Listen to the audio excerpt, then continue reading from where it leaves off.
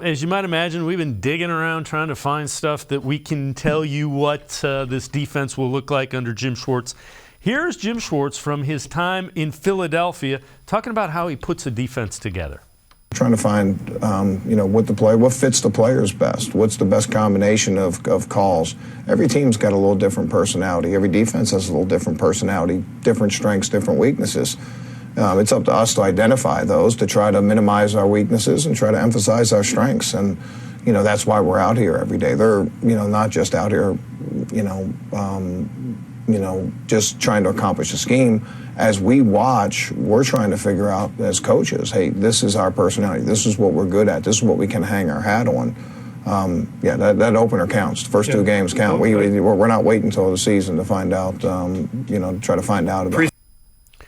And Tom, I chose that clip because I thought that was lacking in the Browns this year. I think they were asking some guys to do things that just weren't their strengths. And I think that's been a problem the last couple of years.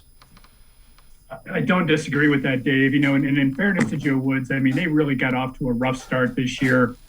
They had the communication breakdowns in the first couple of games, and I think a lot of that was, not a lot of it, but a good portion of it was because he was trying to integrate a new safety in Grant Delpit into the system, was really putting a lot of trust and responsibility on Grant's plate. And as we all know, they had those communication breakdowns in the first three games, and they really never recovered from that. And then on top of that, you had the injuries at middle linebacker.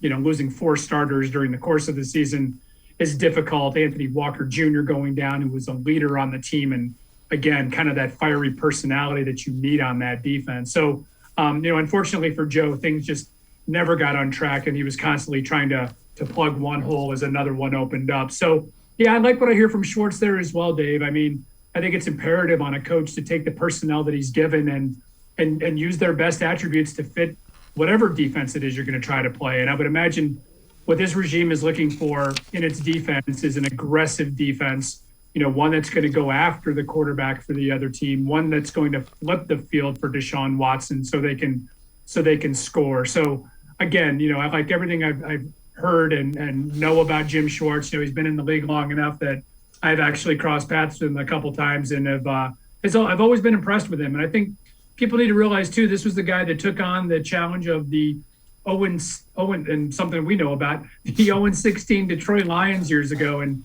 turned them into a playoff team in 3 short years. So, again, has all the pedigree, has the background, has been a coordinator, has been a scout, has been an assistant, has worked as a senior advisor, which is essentially a front office position. So, he's done it all in the NFL, and I think the Browns got a good guy.